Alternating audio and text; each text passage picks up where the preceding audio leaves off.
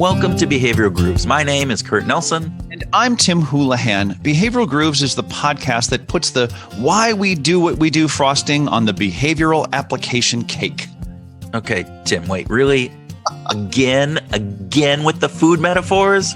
Just trying to lighten things up a bit here. Okay. No, you're just trying to make me hungry. That's what you're trying to do. All right, can we just get on with the introduction? All right, okay, let's do. Okay, but before we get to our guest, we need to tell you about a virtual conference coming up on January 8th, 2021 called Nudge It North. Nudge It North is a global virtual conference that will bring behavioral science insights to practitioners in all sorts of fields, but especially in UX, CX, healthcare, marketing, and HR. Nudge It North is a one-day conference that we know you'll want to attend because it's going to have speakers that will knock your socks off. Socks like my Einstein priming socks? Absolutely. Those Einstein priming socks, they're going to be blown right off those tender little tootsies. Okay, tootsies. You just lost me there. Okay, so, well, it is going to be great, though. And you'll want to get signed up right away at www.nudgeitnorth.com. And our keynotes include the great Annie Duke, whose books include Thinking in Bets and her latest How to Decide. If you are interested in improving how you think and in making better decisions, you will not want to miss Annie's fireside chat. Definitely not. And our second keynote is going to be Professor Gary Latham from the Rotman School at the University of Toronto. Gary is the co-creator of goal setting theory. He's also a master researcher into unconscious motivation and, wait for it, priming. Hey, Tim, are you still hungry? Yeah, I guess so. Yeah, a little bit. Yeah. Okay. I got a question for you. So I'm thinking of a 4-letter word. It starts with an S and it ends with a P. What word am I thinking? This is totally off script, by the way. Soup. How about that? Ding, ding, ding, ding. You got it. See, I primed you with the "Are you hungry?" to do soup. And this is the stuff that Gary talks about. You didn't say soap. You didn't say ship. You said soup. It works. Priming works, everybody. And we're priming you to think about Nudge It North. And we're priming you to think about Nudge It North because our headliner is the amazing Robert Cialdini. Bob wrote the New York Times best-selling book Influence that has sold more than 30 million copies worldwide. His research on ethical approaches to persuasion contains insights that can inform both our home and our work lives. Yeah, and that's not all. We have speakers being added to the list almost daily. At this writing, the lineup includes researchers with years of work on incentives, the past head of UX from PayPal and Target, the VP of behavioral science at MadPow, and the lineup is amazing. And as I said, it's growing almost every day. Nudge It North is going to be fantastic, and we encourage each of you in whatever country you're listening to check out www.nudgeitnorth.com, and everyone is welcome. Yeah, okay. So let's talk about our guest for this episode. His name is Kevin Vallier, and he's an associate professor of philosophy at Bowling Green State University. Kevin is in the unique position to contribute a philosophical view to the university's programs in philosophy, politics, economics, and law. And while he tends to identify himself as a political philosopher, that's easy for you to say, he's also an author of several books, including Trust in a Polarized Age, which we discussed in this episode. In our conversation with Kevin, we discussed politics and the philosophical aspects of polarization and trust. We also asked him about potential solutions to our current state of affairs in the United States, and his answers might surprise you. Kevin offered approaches that only a political philosopher might have, and we enjoyed his unique perspective. We did, Kurt, and we found that even in philosophy, he looks toward meaningful and relevant data to support his positions. It was a discussion that merits listening to during these very, very turbulent times. We'd also like to thank all of our listeners for sharing their comments with us about things they loved about the past episodes. We want to give a big shout out to those who gave us a 5-star rating or for those who have left us a review. Thank you. Ratings and reviews go a long, long way in helping us get noticed by new listeners. Yeah, and with that, we'd like to encourage you to sit back with a 3-finger pour of political philosophy and enjoy our conversation with Kevin Vallier.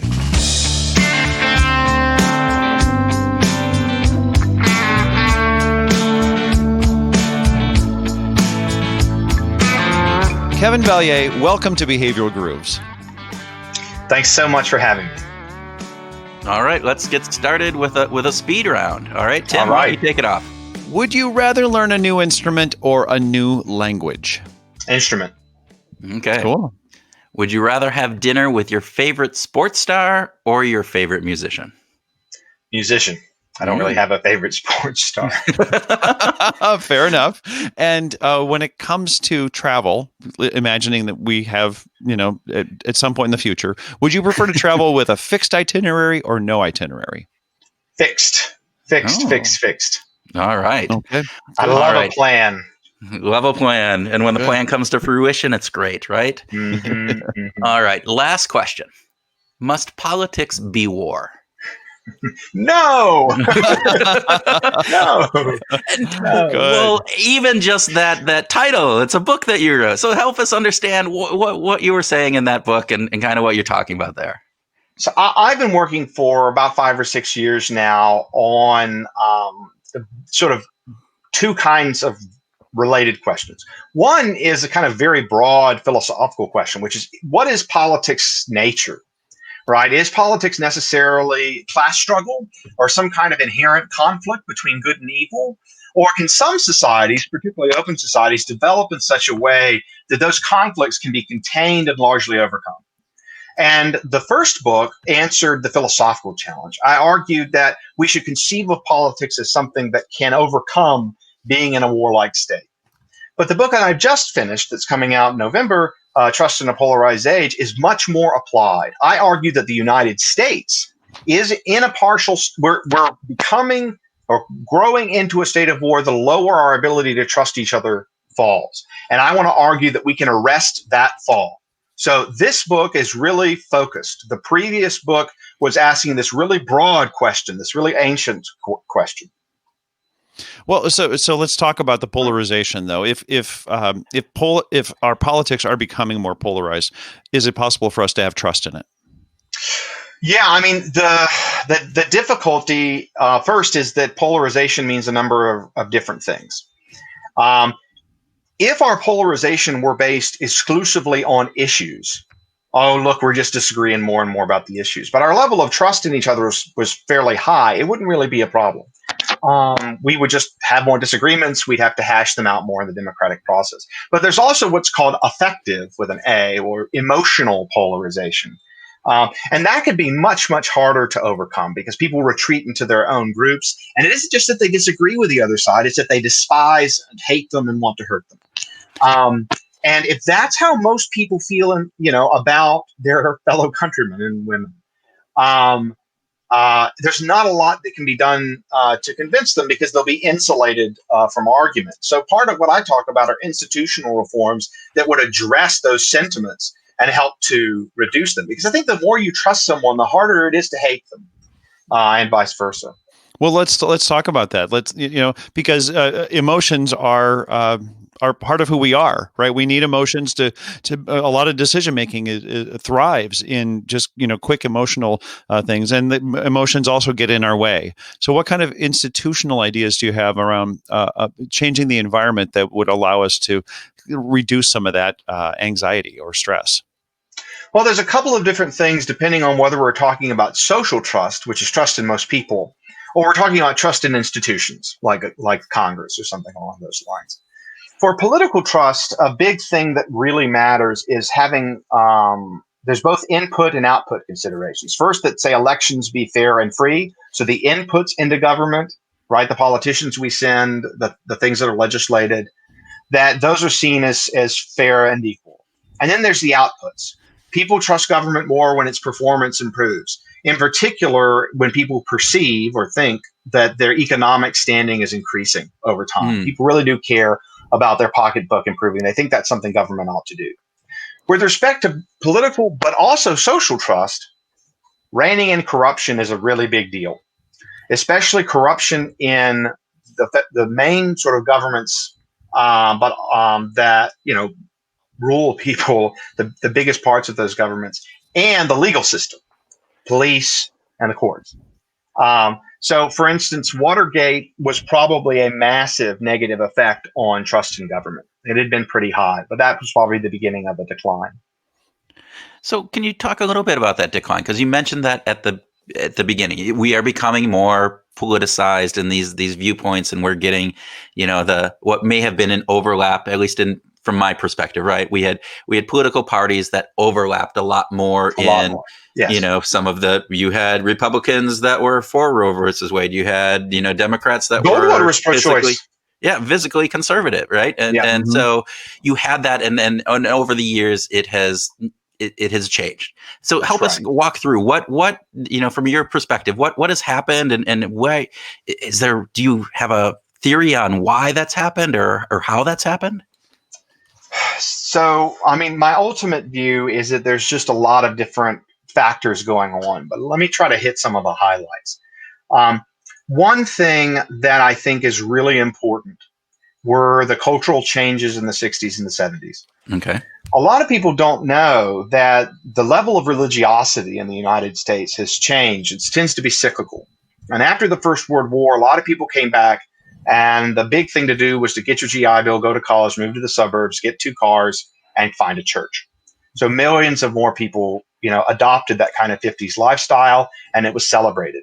And then there was a huge, and we can't call it anything but a spiritual backlash. And this led to a very deep moral cleavage in the culture. This was increased by the push for equality between races and genders. But it was also pushed to an increasingly open hostility to conservative people of faith and the abortion issue. So you had all of these issues coming together simultaneously, and they created a rift in the culture between generations that I think is still playing itself out. One way it played itself out was that it made the Republican Party competitive in the South. That for decades, the Republican Party had basically no infrastructure in the South. The FDR coalition was enormous, and all kinds of Democrats, and it knit together Southern and Northern Democrats. That started to break down over the issue of race, which we know about from Nixon's Southern strategy. Republican Party started to build itself back up so that it was no longer a permanent minority. And now we had 2 teams that were viable and that could beat each other regularly. That's one of the consequences of our sort of what's called first past the post electoral system, and the fact that we don't have a parliamentary democracy. So we end up with an antagonistic politics that in Europe is, a lot less common because they have a different way of choosing leaders. So that was a lot of things going on simultaneously, but those are kind of the highlights as I see them. Do you see any input into some of the technology? So, for instance, just thinking about 24-hour news cycles coming on in late 80s, 90s, the advent of social media and the algorithms that kind of present information that is really aligned with your interests already, and you're not necessarily getting these other points of view. Do you see any of that lending itself into this as well? Yes, though it's a little more complicated than people often think. Okay. People can give pretty nuanced answers to how much they trust different kinds of media. And I think trust in TV has fallen. But one of the things that really matters is that it looks like cable news, particularly Fox, has a really big effect on issue-based polarization, probably add a couple of points to the Republican column in elections. And cable news is extremely polarizing. Social media relative to cable news is actually a little bit better. So on Facebook, we don't have a lot of data on this yet, but Facebook, you're more likely to encounter opposing views and taken seriously than on Fox, right? Like right now, I've got family members who have different perspectives on the election, and they're arguing with each other on Facebook right now. That would only happen probably on Thanksgiving without social media, right? So after the election. Yeah, I mean, Facebook, there are nasty interactions, but at least people see different points of view. So, it makes us nastier in one way, but at least we have a concept of what the other side thinks. And that's one thing I think we've lost is our ability to take the perspective of the other party. Americans are very good when it comes to that in religion. right? We could say, oh, they have a different faith, and I'm not going to beat up on them for their faith. Maybe they thought it through. I don't know. Who am I? What do I really know? People, with religion can be tolerant. And one of the sort of central messages of my book is we need to learn to be ideologically tolerant. And we're not. And how you're hopeful about this stuff. You're That's right. We're talking about stuff that's really challenging. Tell us more about why you're hopeful around that area. Well, the very first reason is that the trust data is cross-national, so it looks at lots of different countries. And generally, Western European democracy is more functional along a variety of different dimensions and seems to be generally less polarizing. If you think about German politics, not in the first half of the 20th century so much as the second half and the early 20th century, right? I mean, think about it. Merkel's had a very large, moderate coalition for a very long time. Right. England's more polarized, but it's not as bad as the U.S. And so if you start, it's really presidential democracies that are more polarized. And interestingly and weirdly, those that have a hereditary monarchy are more trusting. And it's probably, I think, because there's a nonpartisan, high status focus, right? Everyone can like Queen Elizabeth. And we know she's probably a conservative Anglican, but she just doesn't say much, right? In the U.S., who have we got? Dolly Parton. Yeah. I was at one of her concerts, and that is the only concert I've been to with a bunch of conservative Christians and LGBT folks. Yeah. All in the same room. There just aren't that many people out there anymore that can do that. We've got like no leaders that are truly seen as neutral. So I think that's another problem. But the reason I'm hopeful is because, look, we can look at our past, we can look at other countries, and we can say, that's not infeasible for us. That's something we can do. And I think if people are prepared to think about what I call trust-based policy, and I've been talking about this more since I finished the book, where the goal of the policy isn't so much to advance your own standards, but rather to make it possible for us to live together in the future. And that's what we need to start hearing about more from our legislators. And I think my hope is if this election goes pretty badly, that I guess I'll be honest, one of the two winners we may try to reform the system in ways that seem less corrupt and divisive. Yeah. So with that, so I just want to, and you may not have any information on this, so if you don't, that's fine. But I see this polarization in the general public. But historically, people that were in Congress or in the Senate, they reached across the aisles and they had differences of opinions, but they trusted each other to a certain degree. It was maybe I don't understand that. Definitely post-war. Wars create a lot of social cohesion, especially when they're a big deal. So we're getting basically to Civil War levels. So there's obviously a lot of polarization then. They were killing each other. But that's where we're. Yeah. So our politicians aren't even trusting each other at this point. Is that what you're seeing? I would be very interested to see how much Nancy Pelosi says she trusts Mitch McConnell and vice versa. Oh my gosh. Yeah. Yeah. Yeah. I mean, wouldn't they say not at all? But what about Reagan and Tip O'Neill? I would think, oh, yeah. I mean, they're terribly wrong about some stuff, but they're all right. And if you go back to Eisenhower and the Democratic Party, I mean, he was a war hero and they probably he's a hero. He's a good guy. He's just too moderate and we need to be expanding the welfare state. And he didn't really want to do it enough. Well, and you got to think again in a war situation like that, you're fighting along, your life is in the hands of these people who may hold a very different thing. And so you trust them with your life. You're going to probably say, hey, again, it's more of that. I loved your tolerance, right? The religious tolerance versus the ideological tolerance. Yeah. I think that's a great concept to think about from that perspective. Is there anything that we can do, the general public? I mean, obviously there's a lot of policy things that we can talk about as well, but is there anything that our listeners could do to help increase trust or to help, bridge that divide that we see, at least in America here? These become kind of issues of the heart when it's some self-examination. The very first question I think I would ask of people is to take your image, imagine your political opponents, and tell me this. Do you want to trust them? Do you want to get along with them? Or do you want to beat them? And I think when people, and now a lot of people will say, well, I'd love to be able to trust them, but I just don't. But I'm asking a different question. I'm just saying, do you want to get along with these people? Because a lot of people want to win. That's like part of what gives their life meaning, right? In World War II, you could fight the Nazis. But today, what can you do? Well, you fight the Republicans or you fight the Democrats.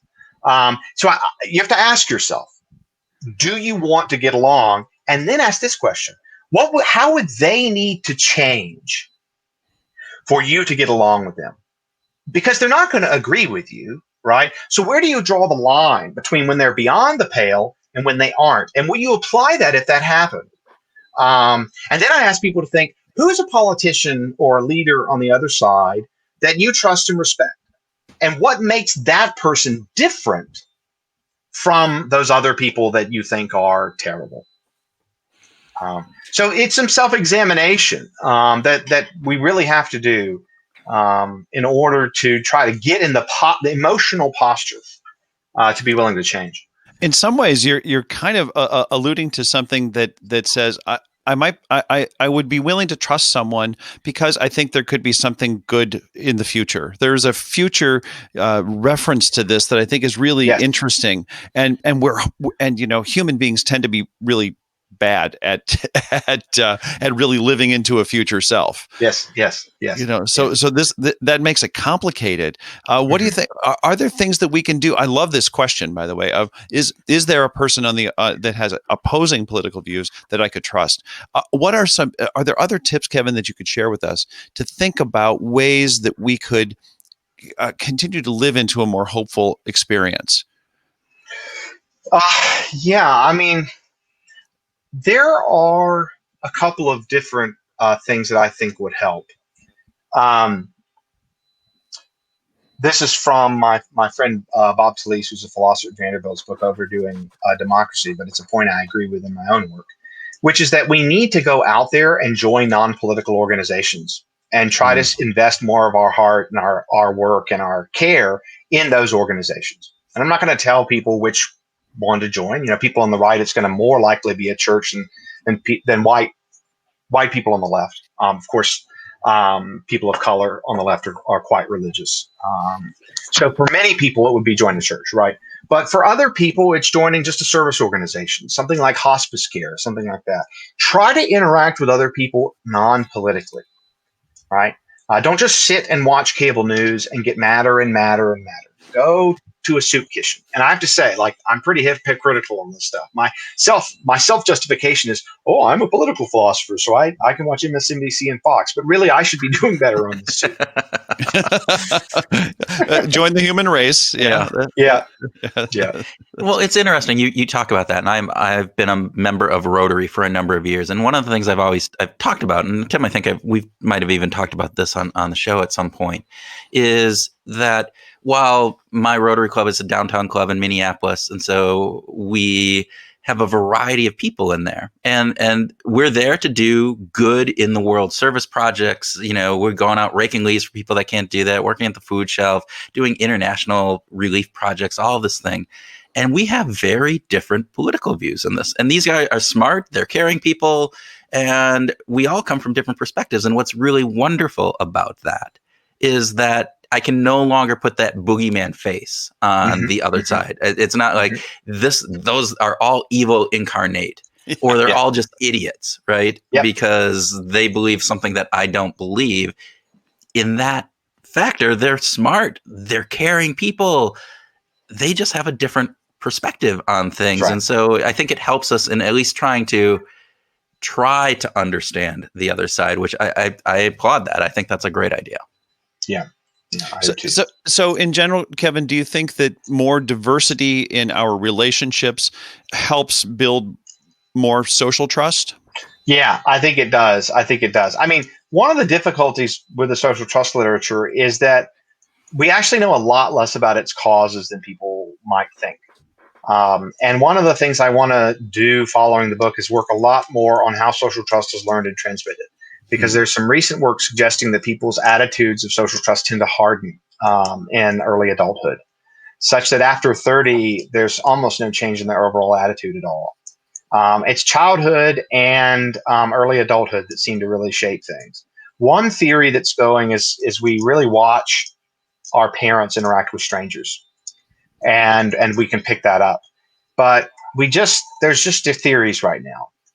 There's a lot of trust theorists that will tell you, oh, no, it's my theory. But since I'm the philosopher surveying this stuff, I can't really see like one story.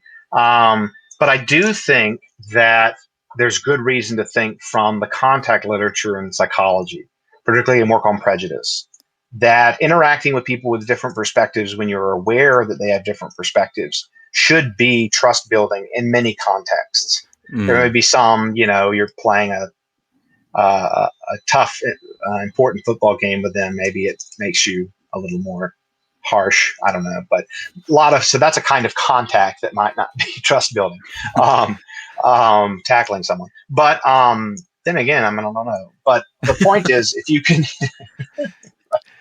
you both love the game. Yeah, right. So, there's some common ground there. That's right. Or as you said, just joining an organization that is non-political, in itself has at least the possibility of opening yourself up to learning about someone who might not share the same political views in a context that is apolitical. Yeah. So, I very much agree. Kevin, are there some institutional factors that help to create trust in society? And then the converse of that is obviously, are there institutional factors that lead to distrust? And help us understand a little bit around that. So there's just a litany of things that have been suggested and for which there's some evidence. One really big thing is that you really want to be able to trust the legal system. If you see or know about cops taking bribes, or judges taking bribes, it's very, very bad. And we think it's because legal officials are seen as kind of exemplary community members. And so if they're corrupt, other people might be pretty bad. So that's one thing, is you really want the legal system to be seen as fair and non-corrupt. And one thing I think that may hurt social trust among the young today is all of the injustice that is now available and easy to see on social media. Even if I think the police are generally less, a lot more respectful of people's rights than they were 50 years ago. But people aren't going to see it that way. So that's one thing. Ethnic diversity is actually a lot more complicated than you would think. So people say, oh, look, if there's ethnic diversity, you're going to have lower trust. There is evidence for an overall small negative effect, but it depends a lot on proximity. So if they're more than, it turns out, like a mile or two away from you, it doesn't really have any effect. It's when they're pretty close, especially within, I kid you not, 75 meters. And that's true in residential diversity. So if the Italians are on one block and the Irish are on the other block, then that can be a big problem. Interestingly enough, workplace diversity does not seem to have the same effect. If you're constantly doing the job with other people that are different, it can have the opposite effect. So a lot of it depends on how diversity is configured, how it's arranged, as to whether it's trust undermining or trust building. Economic inequality is thought to be a cause of lower trust, in part because some people say, oh, look how much better these other people are doing. The society's unfair. I think that may be part of the story, but I think one thing that happens is that when you have a more trusting society, people are more willing to tolerate redistribution in social programs. So the thought is, in Sweden, you're probably not going to hear people complaining about them wasting their welfare like people complain here. All right? Because it's just Sweden is like the highest trust country in the world. Wow. Wow. Yeah. So it has an effect on our politics. And I think it's because actually they have a lot of pre-tax economic inequality. It's just, there's so much, redistributed taxation that, it's post-tax. So there's a lot of different things that can affect social trust. Economic inequality has an effect, ethnic diversity, corruption. Communism is absolutely terrible for social trust. And the reason is probably not just impoverishment, but the institution of secret police. Mm. When the Berlin Wall fell, probably around 1 in 20 East Germans were members of the secret police. That Wow. means, yeah. So 1 in 20 people that you encounter could ruin your life with a private report. That's going to make it harder to trust people, probably. And it's probably why East Germans remain lower trust than West Germans today. And it's also, they have a weirdly more populist politics. So left-wing and right-wing populist parties are more powerful in East Germany than in West Germany. In fact, populism is a response, I think, to lower trust. You say, look, people are corrupt. We got to get someone to go in there and clean it out. But then the populists get in there and they're corrupt. And then that doesn't make things better. So, yeah, that's a kind of populist downward spiral that you got to worry about. I want to jump back to you mentioned free and fair elections earlier. And I was curious about what do you think could be done now to improve our trust, to increase our trust around the likelihood of free and fair elections happening in the U.S. in what are we, 30 days out or so? Yeah, I mean, the problem is it sort of like keeps getting worse. So, people keep sort of pushing Trump and then he keeps on not calming people down. And I don't really know why that is. I could speculate, but I don't know how helpful that would be. So I'm getting increasingly nervous, particularly after the first debate. Now, I guess to try to be fair to the other side, I don't really fit in the political spectrum, but I do know an economist who's worried about mail-in ballots. Absentee ballots are fine because you send in information. So when they send you a ballot, it's probably you. But if you just send out mail-in ballots to anybody, and there are going to be a lot of mistakes. And even if there isn't widespread fraud, it's easier to get people to believe there is. But COVID means you got to have some mail-in ballots. So So I don't really know how to solve that problem in the short term, although there is one hilarious suggestion that I'm not sure Americans would like very much, but it would be to have UN inspectors like they have in other countries,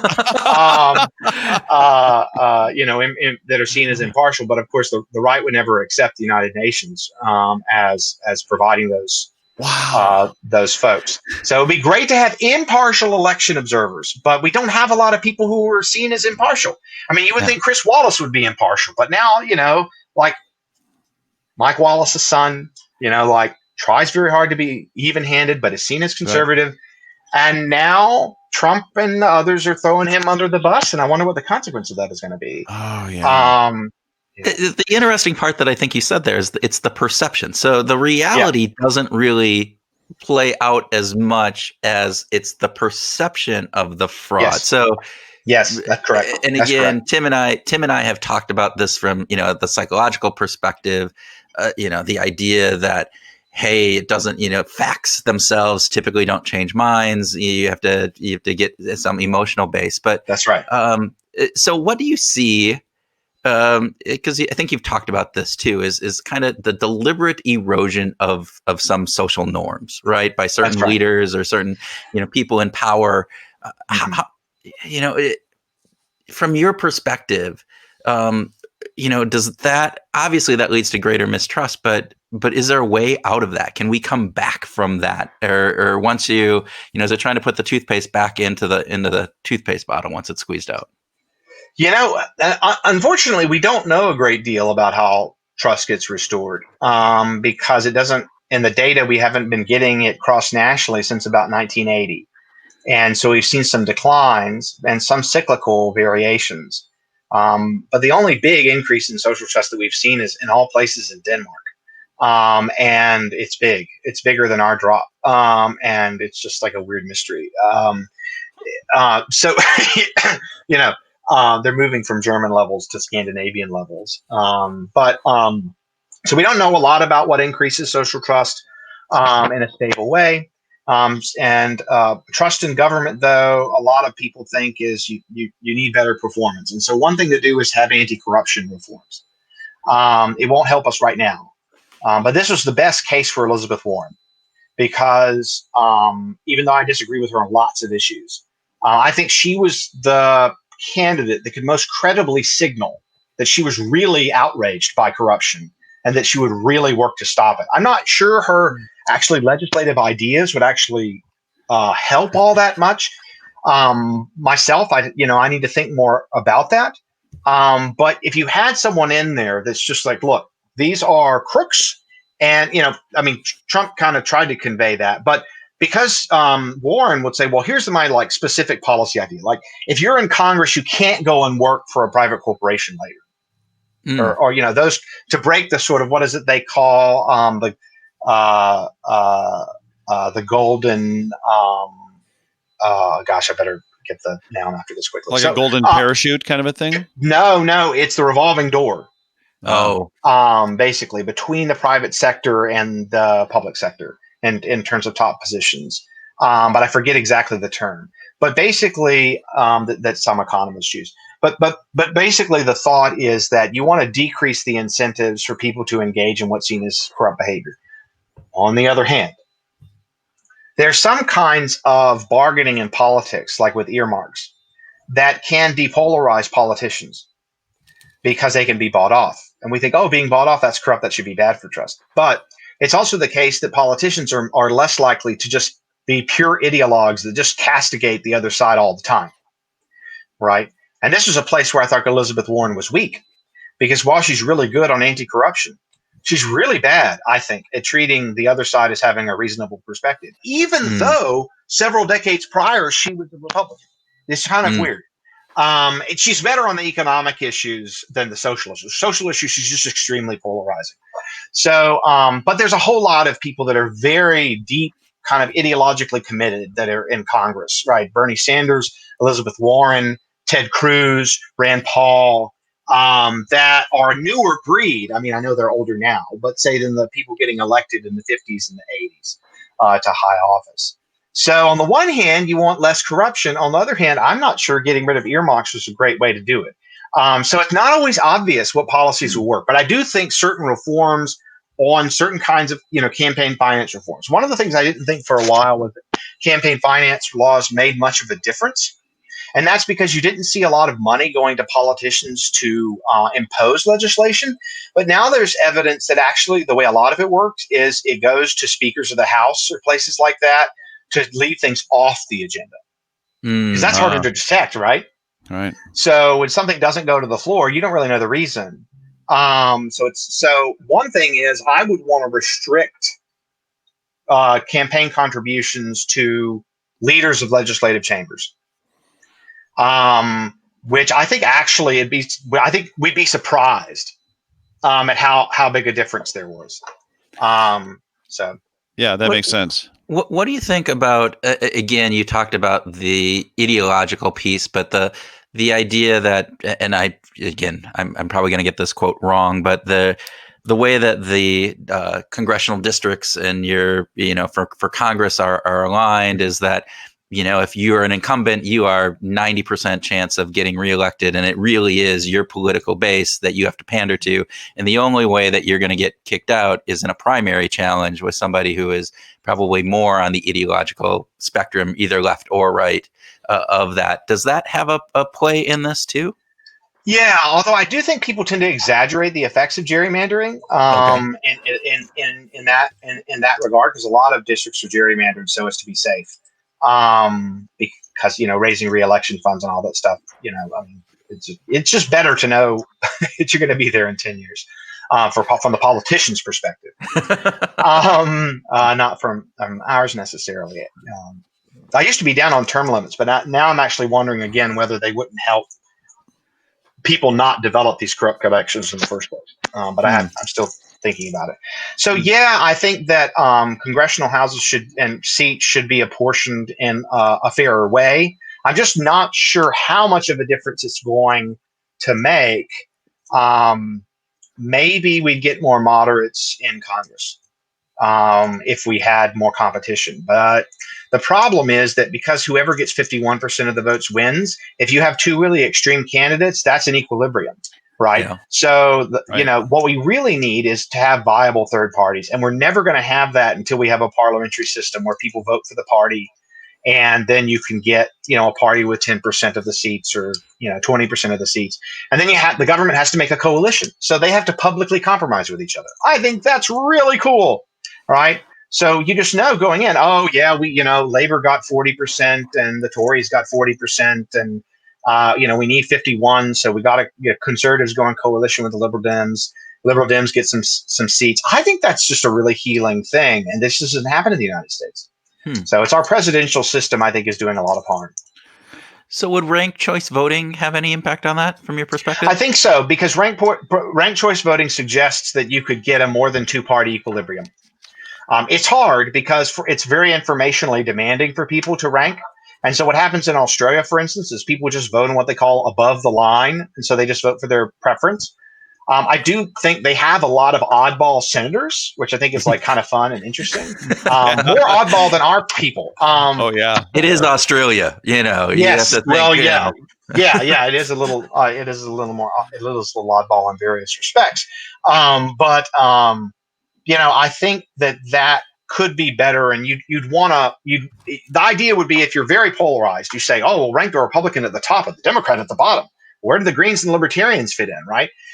But if the Libertarians and the Greens, or say the Libertarians were everybody's second choice, they would win. Yeah, Libertarians would control everything. And people would know that. They would say, oh, crap, my second choice matters too. But then what if people said Republican number one, Democrat number two? Then it's harder to hate the other side, right? Because you're like, well, they were my second choice. So they're better than the other options, right? Yeah. So I think ranked choice voting would help us. I will be very interested to see if we get data out of Maine about what's going on there, particularly if we get maybe a third party that has some real influence, or an independents that have real influence. I mean, independents have a lot of influence in Maine. Never mind. But that's going to be pretty interesting. I do think ranked choice voting would help, and I do defend it in the book. Yeah. I think I need to turn the conversation over to something maybe more important than all of this stuff, and that's music. Good. It's more important for you, Tim. Oh, for me. Okay. For probably everybody else listening. Yeah. I don't know if I'd agree with that, but go ahead. So what about ranked choice voting when it comes to your playlists? What are the playlists that you're relying on now, Kevin? And has it changed since the pandemic? The answer to that's yes. So usually I'm divided between about three different genres. I like country music a lot, and Dolly Parton is one of my favorite musicians. I like a lot of her more bluegrass stuff as well. Not as I like the popular stuff, but I like a lot of the serious sort of country singers. And people that are older school sometimes, like my father was a huge Chet Atkins fan. Oh, wow. That's fantastic. Yeah. But I also, and I like a lot of bluegrass people, a lot of female bluegrass singers like Alison Krauss. I'm a huge fan of hers. Awesome. I listened to a lot of jazz when I was in high school and in college, and I kind of fell away from it for a long time. I've been slowly kind of getting back into it. So I just, bought a Maynard Ferguson album a few weeks back. And I don't know, it kind of energized me in a way that I felt like I needed during the pandemic. But honestly, most of my listening today is Christian music, but not the standard contemporary Christian music of CCM. I'd say there's like 1 out of every 30 or 40 CCM songs is any good. So they do have some good songs. There are some good people, but they're hard to track down. So it's not great. So one of the things I look at is Christian music by people maybe that are indie singers or country. Dolly Parton has a few songs that are really, really good. It's not their main thing necessarily. But I do like some indie music, like by Sufjan Stevens. I'm a fan of his. He got big when I was in college. But here's the even weirder thing.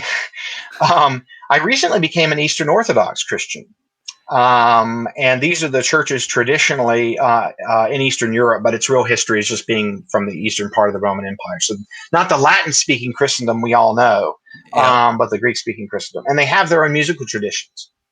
And they have chant in particular in their services that is at a level of beauty and sophistication, and it's ongoing. So Gregorian chant is mostly dead in the West unless you're doing a throwback. Chant in the East is alive and well. And it sounds a lot kind of weirder and different. And it's meant to kind of take you out of the world in a big way. It's kind of like Gregorian chant, but I feel like it does a better job. So like a lot of the Vallier chant in Russia is just absolutely fabulous.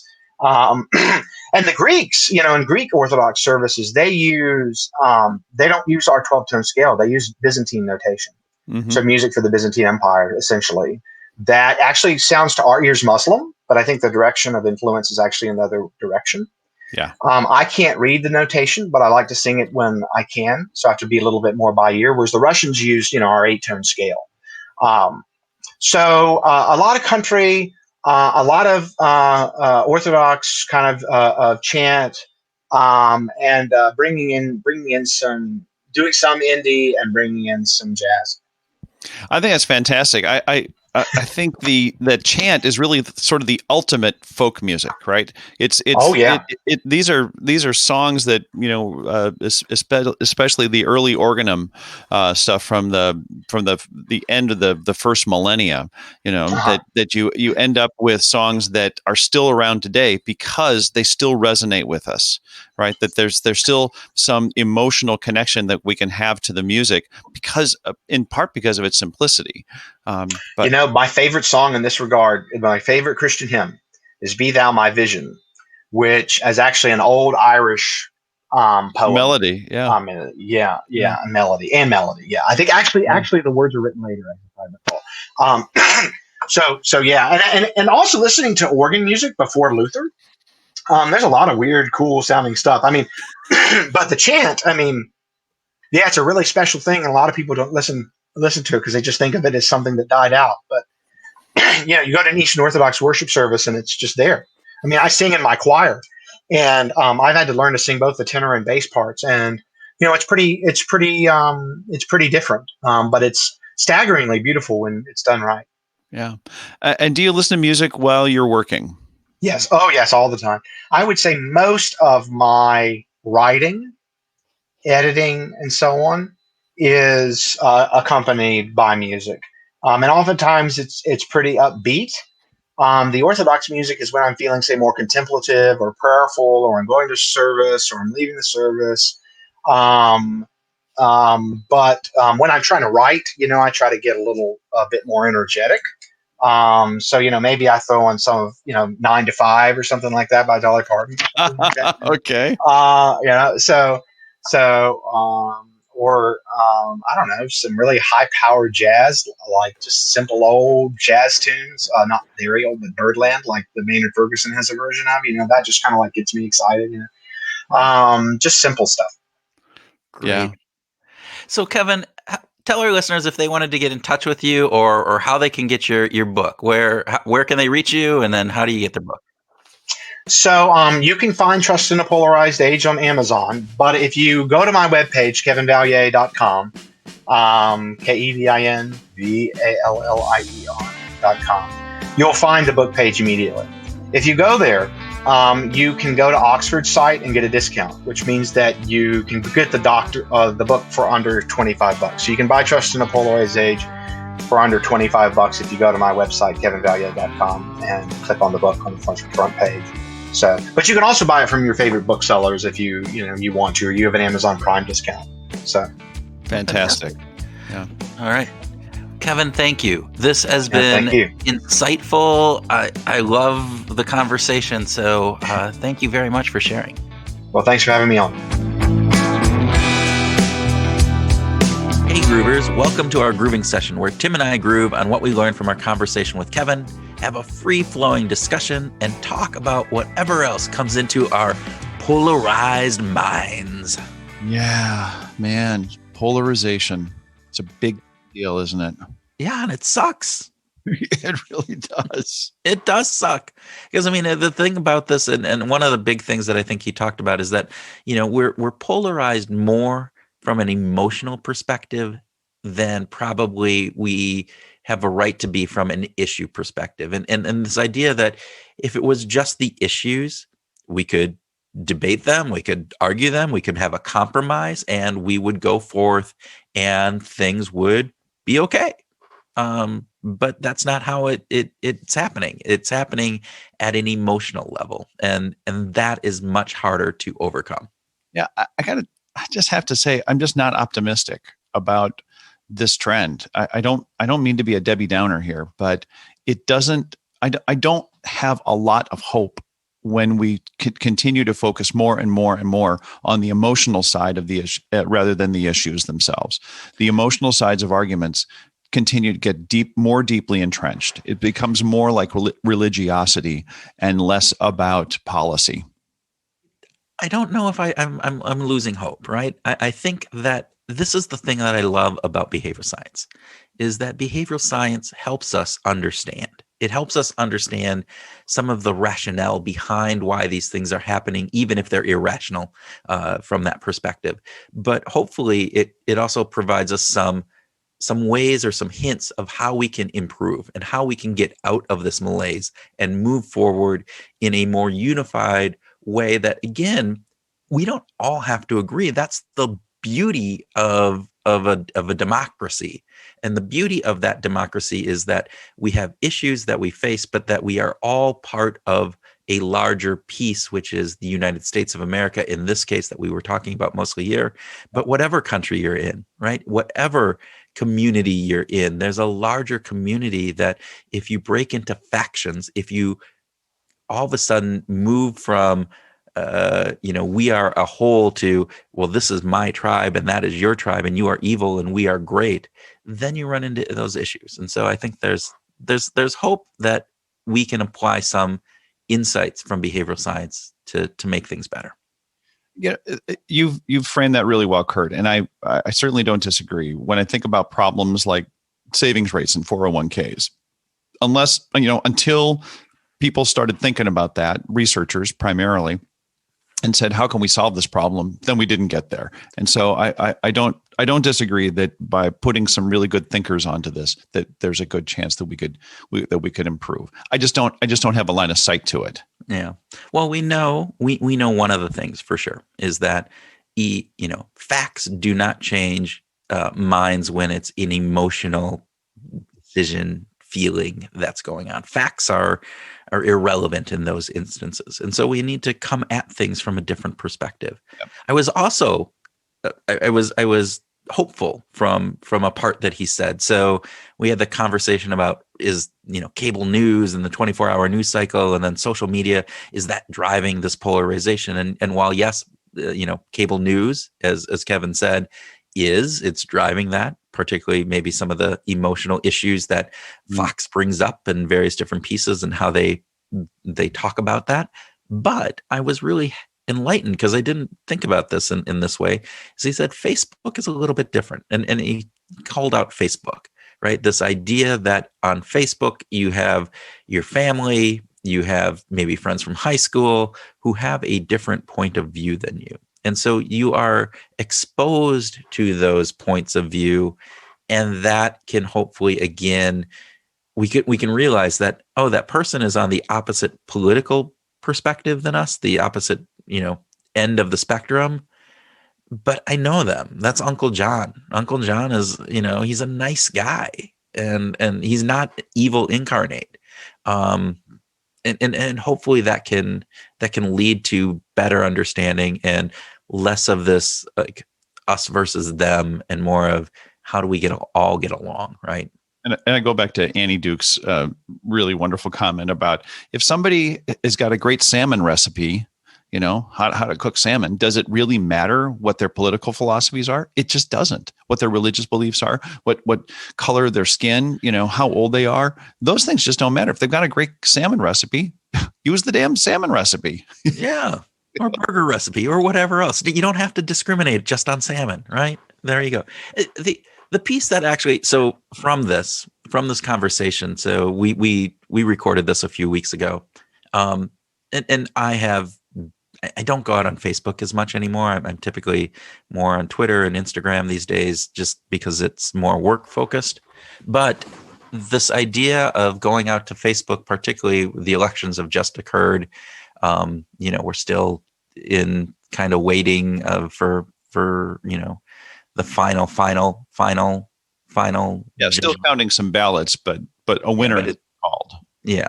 But this idea that going out on Facebook and posting things might actually influence some others. So I've been trying to think about that from a very positive perspective. So I've been going out and posting things that are to hopefully bridge the gap. So I'm trying to stay away from really strong, powerful, inflammatory, emotional memes like, stealing and, demagogues and whatever other types of memes that are out there. And I'm trying to go in, hey, show some concern for people. So, hey, there's going to be a lot of misinformation out there. Be careful what you share. Not saying it's on either side, that it's probably coming from both. It's this idea of bringing in some concepts from behavioral science. Like, hey, do you know what confirmation bias is? Confirmation bias is scary, and here's what it is. And doing some of those things, hopefully, again, to get people to come down off that emotional high horse and to look at things with a more nuanced perspective, and maybe, just maybe, influence some people to say, hey, we are all Americans here. We're all part of this community, and you're not evil just because you have a different perspective on who should be leading the country. Well, in the world of Coleman's boat, you're affecting some impact on the social norms by making by expressing a micro view. You're hoping to change a macro view, right? And you can go back. We talked with Kwame Christian, right, who was talking about compassionate curiosity. Yeah, and I think this is the time, and particularly if you can do some compassionate curiosity, maybe on Facebook with people who don't agree with you, and just start, asking them questions and trying to understand them, truly understand them with some compassion. Then that can lead to a greater understanding. And it does, we'd love to say, oh, but they need to change. But you know what? We're really the ones that need to do this. So to everybody listening out there, that's what we need to be doing. We need to be going out there and listening and hearing with some compassion and trying to understand and keeping the broader picture in perspective. And that's not to say that you have to agree. That's not to say that some things that people are doing are just not wrong. That's not saying, that's not justifying everything, but it is saying let's take a different perspective, as opposed to going out with our fists up, going out with some compassion first. So let's go out asking for salmon recipes. How about that? There you go. Or burger recipes. Again. Did you want to talk about Dolly Parton? Dolly Parton. I always want to talk about Dolly Parton. We certainly have, but that kind of caught your interest, didn't it? Well, it's interesting to me that Dolly Parton has this following that crosses so many of the divides that are in our society today. Yeah. Right. You have these young, hip, LBGQ, people, and you have, far right conservative, people who drive, again, I'm showing some ignorance here, but drive pickup trucks and, wear cowboy hats. But the idea that, what is it about her that allows that to happen? And why don't we have more people like her? One of the things that strikes me, and this is not a scientific observation, this is just my personal observation, is that Dolly Parton is transparent and she's kind. That there is a kindness in the way that she's not nice, right? She's not just sweet, but there is a kindness. There's a willingness to speak truth to things in kind of sometimes kind of a gentle way, but sometimes kind of a direct way, in a transparent way where you feel like she's really being authentic. And she's not political. There's no turfism. She's not trying to cover up or defend somebody or something. She's just saying, this is what makes the most sense to me. And I think that that's appealing. And I think she's done it for long enough and covering enough different areas that people believe it. It comes back to trust, right? And so here, let's go into the next section of kind of what Kevin talked about is this distrust, and how do we, how can we reduce distrust? Yeah.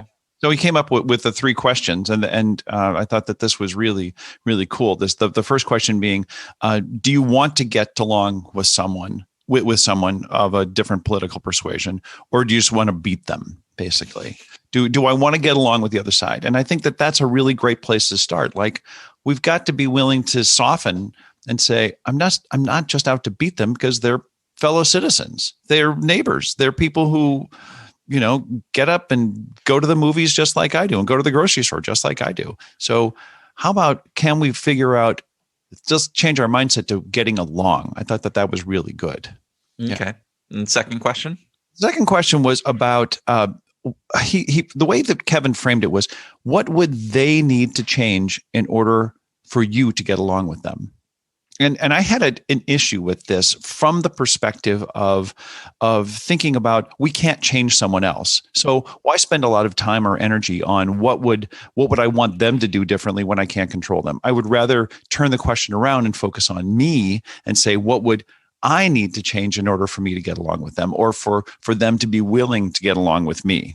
Yeah, and I think that's a great repurpose of that question, right? Is flipping it, because what can you do? Because we can only control ourselves. The one thing I like about that question, though, is I think, like, how much change am I going to require for me to want to get along with them? And so it's kind of a barometer. It's the scale of saying, oh, they only have to change a few things, really. They're not that far away. This is somebody who's close and dear to me, and I may not agree with that. And if they could only switch this couple things, I would be so much happier with them. Or, damn it, they got to change every, cell in their body, because they are just the world's worst human being because they believe the opposite political party than me, or whatever it would be, right? And that sort of bleeds into that third question that Kevin brought up, which is, who is the politician or leader on the other side that you trust and respect? Basically, who is there someone basically who really is very different from you that you still trust and respect something about them? And yeah, I thought that was a really good question. And it doesn't have to be everything about them, but it could be some things about them, right? We don't have to go, all in.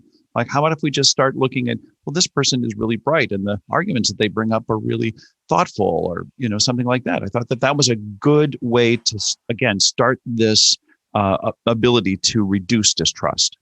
Right. Well, one of the things that, and who said this? We were at the conference, and I can't remember who said it, out in New York, where it was, the way to change somebody's political viewpoint is if you find somebody who once shared that viewpoint with them, who then has subsequently changed. I think it was Cialdini. Was it Cialdini?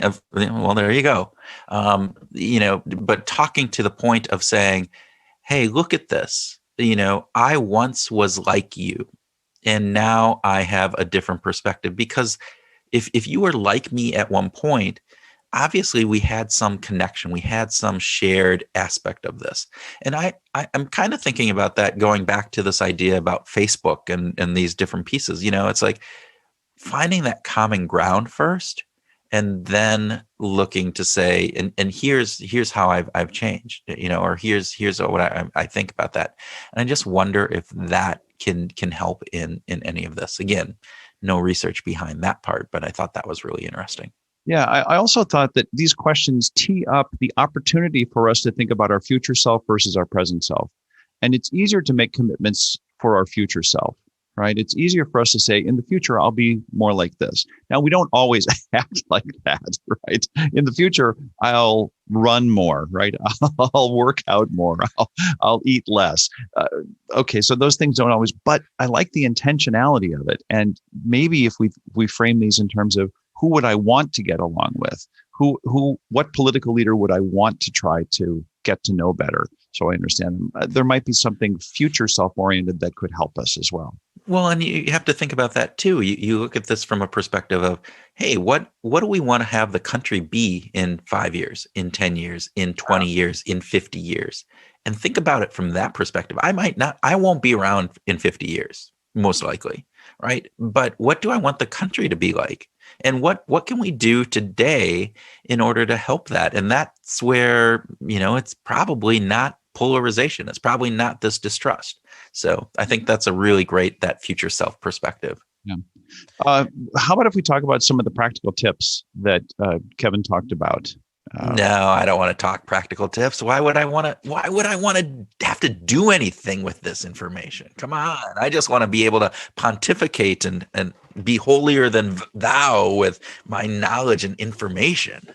No, of course, let's talk practical tips. His practical tips on joining non-political organizations, I thought was a fantastic way of getting into focusing on the community for the sake of the community, right? He talked about church and service organizations. I think he mentioned hospice care. Those are really great examples. But you also brought up Rotary, an organization you've been involved with for many years and is very near and dear to your heart. Yeah, I think it's a fantastic one.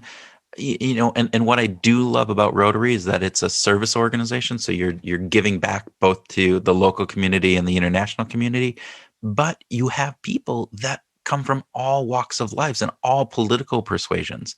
And this idea that you are out raking people's yards that can't rake their yards and with somebody and they're of a different political bent than you, but we're both out there trying to help these people that can't help themselves.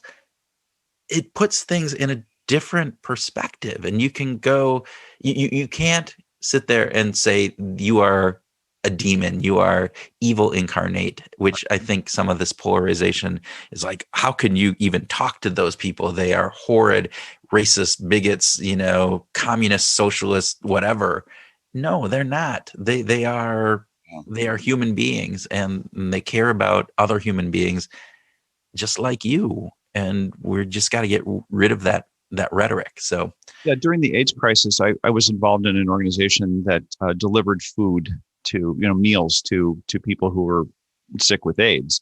And I remember the very first door that I went to deliver a meal to or deliver meals to was a guy who was not gay. He did not contract the virus through homosexual sex and or any kind of sexual contact. It was like, wow, he totally destroyed my idea. It was through a bad blood transfusion that he contracted the virus. And you think, wow, it's really great to just get out there and just experience the community. You could give to a food shelf, or you could tutor kids. It's fantastic working at your local public school, right? So if you can volunteer, be on the PTA, whatever that would be, again, you're doing good for kids, which again, one of these things that we can find commonality around. Yeah. And you see the different side of people. And I think that's a wonderful piece. And by the way, it feels really good. Yes. Good. Yeah. Go to a restaurant. Forward for the next person. They'll totally dig it. Okay. What else did you want to talk about? Well, we had a hot conversation. Like, is it too late to change people's attitudes? And there was part of this was, to your point, is a little bit of a downer, right? This idea that people get locked in after about 30 or so into their social trust beliefs. Like, do I believe in the government and in our institutions and various different things? And you brought up, we were talking about this before the show. You talked about the Robbers Cave experiment. So you want to explain that for people? Yeah, it was done in, 1954 or so. I think it was Muzaffar Sharif that did it. And he had Boy Scouts, divided them into two teams, and basically created an environment where they had to compete, and then ask them questions about, so what do you think about your team? To give us some qualities about your team. And of course, they all loved their own team. And what do you think about the other team? They're a bunch of bozos. They didn't like them, and found that it was really easy to develop irate feelings toward the other, towards the opposing team through all this competitive stuff. And they thought, well, okay, so now that we've got all these irate feelings going, can we dismantle it? And so then the experiment went into a series of trying to do some interactions, to try to just get the boys interacting with each other, and found that they were still really polarized. That even sort of non-competitive things still increased polarization because they already thought that each of them were bozos. But the saving grace in this, Kurt, was that at the end, they got them engaged in common goal activities. So they put all the boys together and said, we've got this big common goal and we have to do these things together in order to reach. And that was the thing that actually started to reduce that polarization, to reduce that, well, I wouldn't say distrust, but certainly it changed their attitudes on a big basis. And that's a study worth reviewing. Yeah, and the interesting part about this, and other studies have done this too, is that this was just random. These boys didn't know each other coming in. They didn't know anything about the other team. They didn't know about the people on their own team. But it's very quickly how we form an opinion about the others, right? Us's versus them's. And I think that was a real key piece in all of this. The other thing that's fascinating for me is, all right, so what's the common goal that we can all rally around? Do we need to have another war? And I say that, kind of jokingly, but World War II was this wonderful thing that brought us back together. And I think a lot of the success that we had in the 1950s and 60s, if you think about, the lack of political distrust, was, a lot of these people had gone through a war with the person who was on the opposite political theme. And it's like, well, you were in the war, I was in the war, we were protecting each other, we were doing it for the good of the nation. And I think that there's something there. You would think that a pandemic would be something that could pull us all together. Right. It's global. It's huge. It's killed more Americans than 25 9/11s and more than during the Vietnam War. This is a huge, huge problem, and yet it doesn't seem to be uniting us. Yeah, which is a disheartening piece of this. But hopefully we can change the rhetoric and again do some of these practical tips that we talked about, and we'll change that. Keep our fingers crossed. Yeah, it's good to have hope. Yes, it is. So there was an aspect of our conversation with Kevin where we talked about potential solutions. He talked about gerrymandering and term limits and a viable third-party system, stacked rank voting. You and I have been big fans of stacked rank voting for ranked choice voting. Ranked choice voting, excuse me. Yeah. For some time. And I'd love to see more of that. I'd love to see the field open up so it's not just A or B, but we've got more than A or B as viable candidates. I think it'd be really fascinating to see something like that. Well, Minneapolis has had that for its city elections, and what they've shown to a certain degree is, look, this demonizing the other side, you can't necessarily have, because if you piss off the followers of, Jones, and Jones is in third place and gets knocked out, and now it's between, you and somebody else, and Jones's followers get, their second choice. Well, you better not have pissed off Jones's followers. So it takes that demonization, and I've said that multiple times today, but it takes that demonization out of the equation to a certain degree. So by creating the need for a coalition in order to govern, I think it necessarily says we're going to have to unite around certain policies and take some of the ideology out of it, and more about here. We're going to have to talk about policies that we can unite around. Well, with that, folks, hang on. We're going to do a bonus track right after this.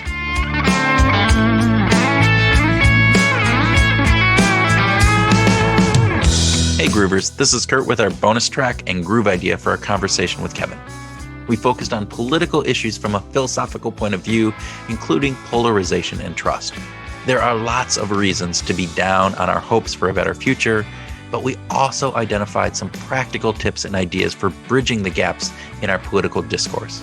We can use behavioral science to help us get out of this mess. We think that focusing on progress and process might be good short-term approaches to try to unify our broken nation. And it will take the collective to agree and to really invest in some institutions and organizations and do it together, not apart. The best solution in the short term might be joining a church, service organization, or non-political, nonprofit organization to help your community. And that brings us to our first groove idea for the week. Our groove idea for the week is twofold. First, if you are not a member of a non-political organization, whether that be a religious community, service organization, or other nonprofit, look into joining one. It will make your life and those around you better. Second, on your social media feeds, particularly Facebook, think about not just preaching to the believers, but trying to convey kindness and compassion for everyone. Try to bridge that gap. Let us know how this goes. Well, Groovers, that wraps up another episode of Behavioral Grooves. We hope you've enjoyed our conversation and grooving ideas, and we look forward to hearing from you. Thank you, and this week, we hope you go out and find your groove.